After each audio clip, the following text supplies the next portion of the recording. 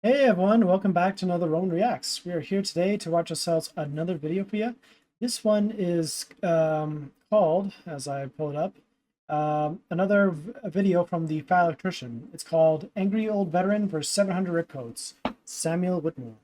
So I love some good history. I love some good American Revolution history and learning some key figures and even some little to well known guys out there. So I just really enjoy listening to Fat Electrician. He gets very nitty gritty about it, but also makes always a humorous tone with it. But I'm always willing to listen to more of his stuff. And don't you worry, guys. I'm going to be definitely watching a bit more of Fat Electrician in the coming days and weeks and whatnot. I might get mix up some other videos and whatnot that I want to post for the day, or I might try to change it up a little bit here and there. But yeah, just want to let you know so that we can plan accordingly. Okay. So anyway, let's get started, shall we? All right, we got that settings all good. Sorry, I just had a little itch in my ear. Anyway, we are here. We're going to be watching this and seeing what it's all about. I really can't wait to see what he has to say about it. But yeah, it's going to be interesting. I can feel it. So I might pause on a thing or two here because of my history nerd might decide to come out. But yeah, let's just get this watch. Ah, yes, the official state hero of Massachusetts. Today we're talking about Samuel Whittemore, quite possibly America's first anti-hero and the most gangster old man of all time. But first, a word from our sponsor, because this video is brought to you by Operation Good Boy. They make all kinds of dog-related products, from supplements to treats to toys to dog poop picker-upper bags. And Mushu absolutely loves the Made in America treats ready to eat. Jake, do you roll over? Roll over. Roll over. Come on. You got it. No, do the whole thing. You got to do the whole thing, dude. Roll over. Roll over. Roll over. You're making me look bad on camera. Roll over. Fine. Good job. So yeah, check them out at operationgoodboy.com. Use the code QUACK15 for 15% off. Let's get back to the video. All right, Samuel Whittemore, we don't know much, but here's what we do know. He was born in Charlestown, Massachusetts in 1696. From there, he goes dark. We don't hear from him until 1721 when he gets married to his wife, Elizabeth Spring. Then he goes dark again. There's nothing of him in the historical record until 1744. At the age of 48 years old, he would fight in King George's War. And during that war, he held the rank of captain, leading an entire platoon of dragoons during the siege of Louisburg. If you don't know, dragoon is just a fancy word for cavalry, so think of like Malfoy's dad from The Patriot. Same thing. So that's cool. Yeah, that's true. Yeah, that's true. Well, whatever. The Mountain Dragoons. But here's the important part that nobody else ever brings up. Like I said, he's a captain, which is a way bigger deal than most people make it out to be. And here's why. There's really only two ways that you can become an officer in the British military at this point in time. Way number one, you were born into a wealthy British aristocratic family and daddy's got a lot of money. That's like 95% of the British officers at this point in time. It's basically the same thing where like they basically buy their way in to become these high-ranking officers and be a hoity-toity, basically just saying, oh, I am going to be this grand person for all to see. I'm going to be this guy who's going to be enjoying himself without a care in the world. And oh my gosh, what is that? Oh, it's a battle? Let me stay far back in the ranks. And like, oh no, you're an officer, you got to be put to the front.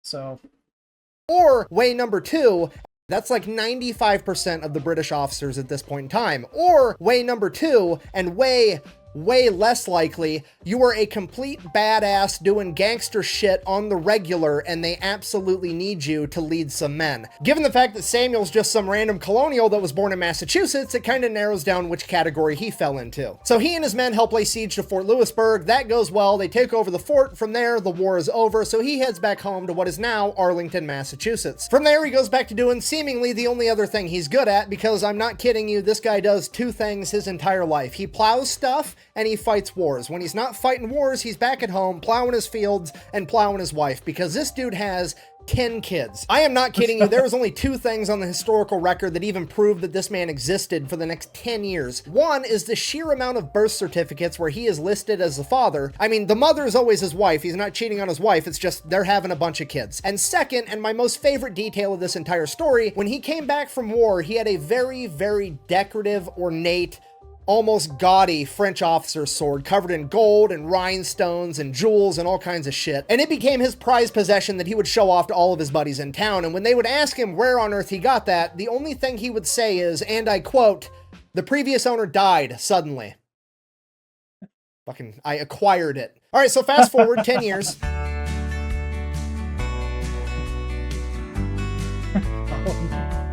It is now 1754, and Attila the Whitmore over here is approximately 58 years old, and the French and Indian War breaks out. Now, does Sam have to go fight this war? Absolutely not. He is a 58-year-old man in the 1700s when the life expectancy is 60. He should be keeling over any minute now, but he also has 10 kids, so he's literally like, honey, I gotta go beat up the French again. Okay, bye. He just goes on.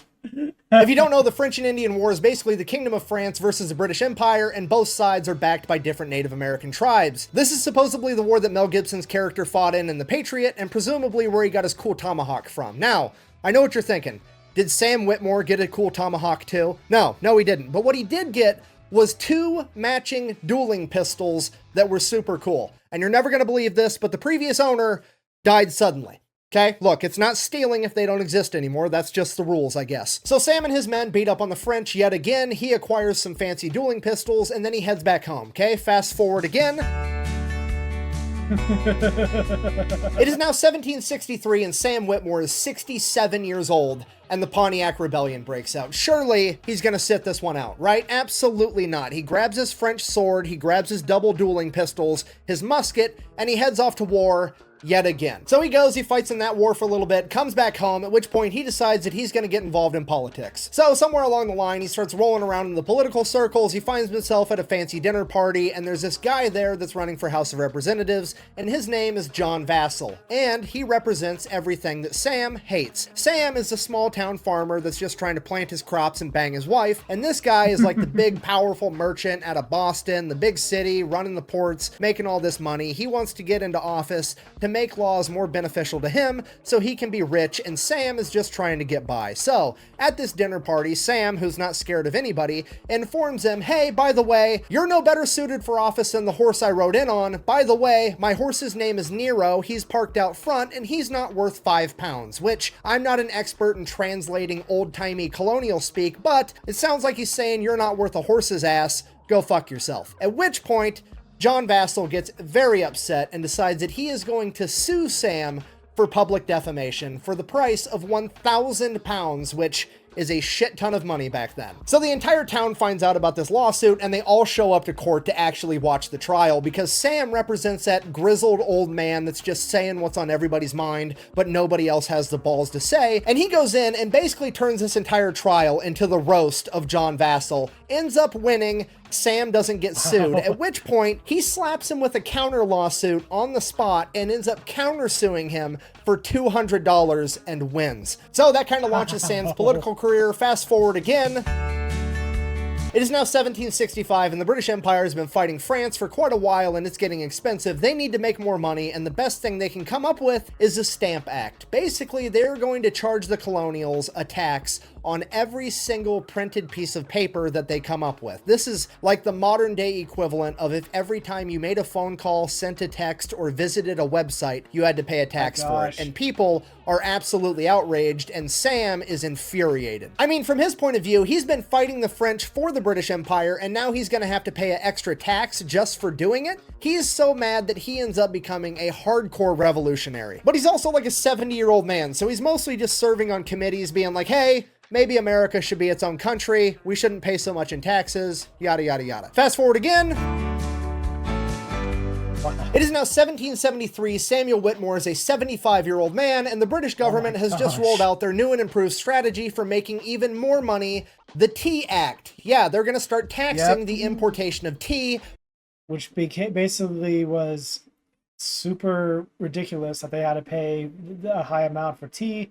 They didn't want to deal with it, and the Boston Tea Party came along, decided to get onto the ships, threw away the amount of tea into the Boston Harbor, and basically the rest is history right there. But it's crazy how like they were outraged for a few percentages of taxes on certain products, And then we look at today and see all the taxes on all the different things that we have to spend on. Why is it that we're not outraged? I don't know, because people just don't pay attention.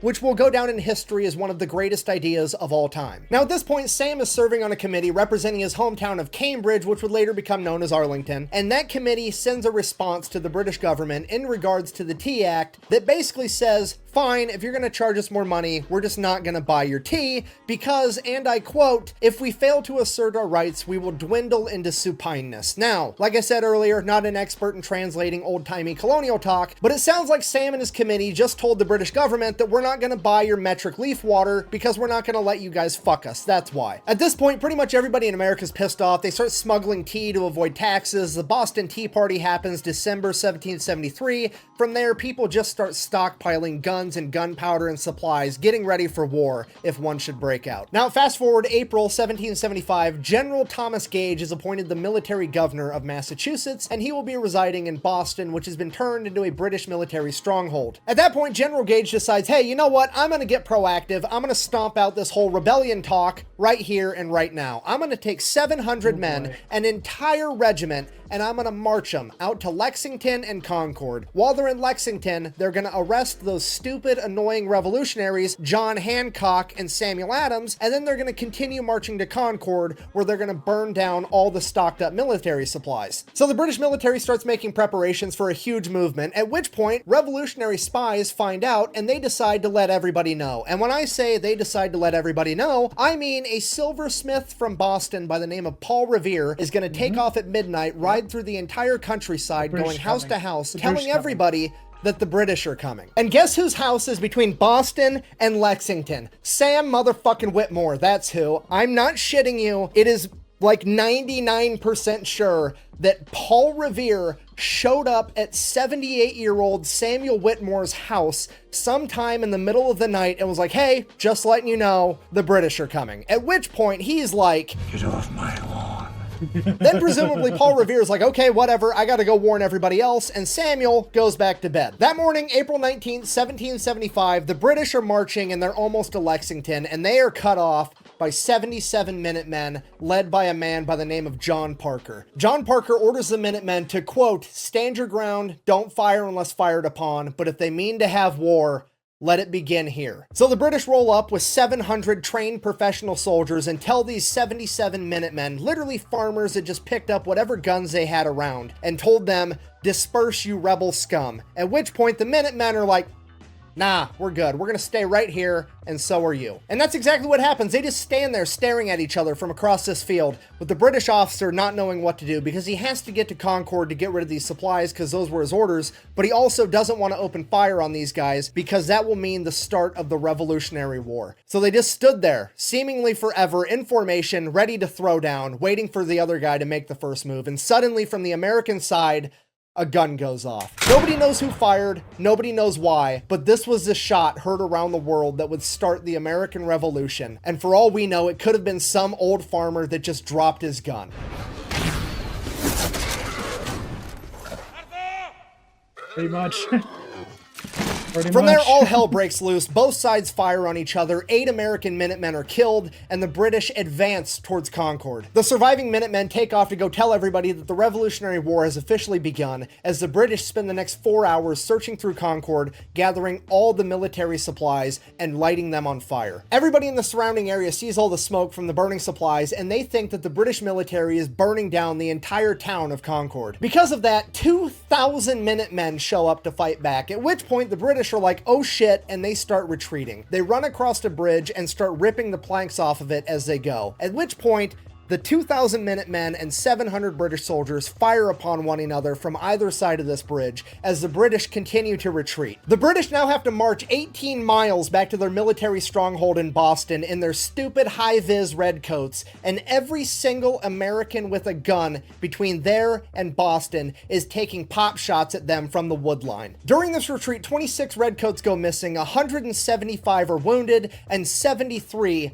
are killed, and 3 of them at least first are from Samuel Whittemore. So we cut back to Samuel Whittemore. He's 78 years old, chilling at home, presumably plowing something. What? We don't really know. And he just hears gunfire going off in the background, and it's getting closer and closer. And then he remembers, oh, that fucking kid woke me up last night in midnight, told me the British were coming. Maybe that's what's going on. So he goes, he grabs his fancy French officer's sword, both of his dueling pistols, and his musket, and he goes out to the main road that the British would be marching past, and he's gonna stand by the stone wall next to the main road and just wait for the fight to come to him like the complete badass that he is. At this point, all the younger Minutemen are running up to check on this old man like, hey, what are you doing? You shouldn't be out here. And if you are going to try to do this kind of stuff, at least go out in the wood line or in like a second story window to hide yourself like the rest of us so you don't get yourself killed. To which Samuel Whittemore responds, and I quote, if I can only be the instrument for killing one of my country's foes, I shall die in peace. Which I think we can all agree is gangster as fuck. At this point, this man is literally the living embodiment of old man strength. He's just that old, grizzled, veteran Viking that's got one more fight left in him and wants to die in battle so he can go to Valhalla. So he stays there, he loads his musket, he loads his pistols,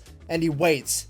And he waits, and finally the British come marching right down the road, dead at him. As they get close, he crouches down behind the stone wall with his musket and waits until they get to point blank range, and that's when he pops up over the wall, aims his gun, I say get off my lawn now, and fires, immediately killing one redcoat on the spot, drawing both of his pistols, killing two more redcoats, drawing his sword and charging into over 500 soldiers on his own. He is then immediately shot in the face. He falls to the ground and is somehow still alive, so he reaches to grab one of his guns and start reloading it, at which point the British run up and stab him with bayonets somewhere between 6 and 13 times. Apparently, after the first 5, they all kind of blend together. He is then clubbed in the head with the butt of a rifle and left for dead, as his body lays there, mangled and lifeless, as the British continue to march through the town on their way to Boston. 4 hours later, the townspeople notice that his corpse starts moving. So they pick Samuel up, they get him over to the doctor, they alert the family shows up to the doctor, at which point the local town doctor, Nathaniel Tufts, is like,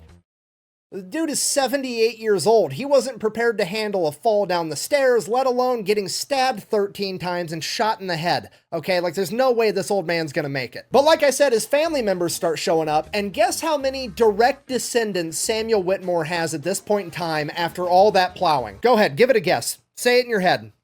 Okay, you got your number? Okay, he's got 185 living descendants, okay? He's got 5 generations beneath him. He's got kids, grandkids, great-grandkids, great-grandkids squared, and great-grandkids cubed. 185 people showing up to the doctor like, hey, save grandpa. At this point, poor Dr. Tufts is like, dude's gonna die, but I'm not about to tell 180 grandkids that, so I'll try my best. So he does what he can, he bandages him up and sends him home with his family, and they take care of him for the remainder of his days. And when I say the remainder of his days, what I mean is, let me check my notes real quick. I mean that he passed on February 3rd, 1793. This motherfucker lived for 18 more years and passed away at the age of 96. And to commemorate Samuel Whittemore, there's actually a monument where he made his last stand. There's actually near the spot Samuel Whittemore, then 80 years old, killed 3 British soldiers April 19th, 1775. He was shot, bayoneted, beaten, and left for dead, but recovered and lived to be 98 years of age. A monument where he made his last stand. You said that he was 78 during his last stand and 96 when he died, and that clearly says that he was 98 when he died and 80 during his last stand. Why are you so dumb? Okay, look, I understand your point, and I also can kind of sort of read, and I realize the irony because this is literally written in stone, and I'm telling you that it's wrong, but it is wrong. That is the only source that says that he was 98 when he died and 80 during his last stand. Every other source says that he was 78 and 96. This has been proven to be false multiple times, but they don't want to change it because the monument's already so old. So yeah, yes, I'm sticking with what I said. But the most important part of this picture is to actually zoom in on the house in the background. That's Samuel Whittemore's original house where he lived his entire life. Wow. And it's still around today as a historical site in Arlington, Massachusetts. Wow. And that monument is in the front yard. So if you're not picking up what I'm putting down, what I'm trying to tell you is, in conclusion, this has been the story of America's first and oldest gangster, a 78-year-old grizzled veteran that woke up on the first day of the American Revolutionary War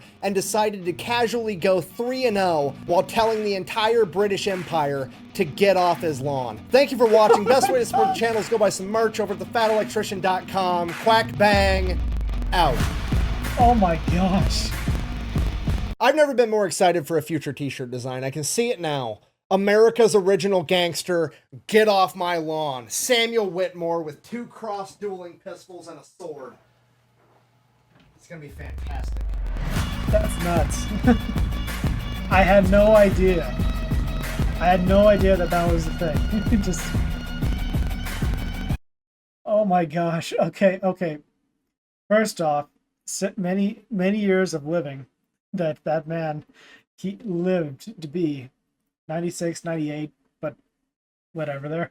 But he also has over 105 or 180 descendants or something from all these kids that he had. I'm like, oh my gosh, this man's a trooper. And his wife, bless her heart, just getting that many kids and grandkids, great grandkids, great grandkids, and just the whole shebang. And at 70 odd years of age, or 80 years, like, I don't know, 78, 80 years old, this old man who just basically peekaboo fired his musket, draws his pistols as the people were freaking out, bam bam, shoots 2 more guys, charges in with a sword, and like just doesn't, he gets shot in the head, stabbed multiple 13 times, and he's somehow lived. Like 4 hours later, the people, after the British were gone, and people were like, wait, that body's moving. Wait, we know him. Let's get him to the doctor. And like the doctor's like, how? I'm not sure if I can do it. And all these kids, please help Grandpa. Oh, I'm not sure, but okay. And he just goes in, does his thing. He saved his life and lived to be 96 to 98 years old. And that's just, wow. That is crazy. That is so crazy. Oh my gosh. Okay. Oh my gosh. That's insane. That's just absolutely insane, just how gangster that as the Fat Electrician had stated. I can never imagine how he managed to survive all that. Probably due to the fact that he survived multiple wars, him working on the fields, and just toning his body, and potentially all that work that he's done over the years had built him up to such an extent that he's basically just an old grizzled vet who just won't stay down. So bless him, that's for certain. Anyways, that's an amazing story. I cannot believe that this, I haven't watched this sooner, but this was just amazing. I'll leave a link in the description for the original video for you guys to check out. You can check out the Fat Electrician over here. I'll be sure to post a link. You can also check out a random video over here in this little spot, and then clicking the subscribe button. Let's continue to grow. Let's continue to have fun. Please, let's continue to grow and have support. And I'll catch you all very soon. Thank you for watching, guys. This has been a crazy reaction. So as always, Romans, salute. If you like Romans content and wish to see more, like and subscribe to continue to support the channel.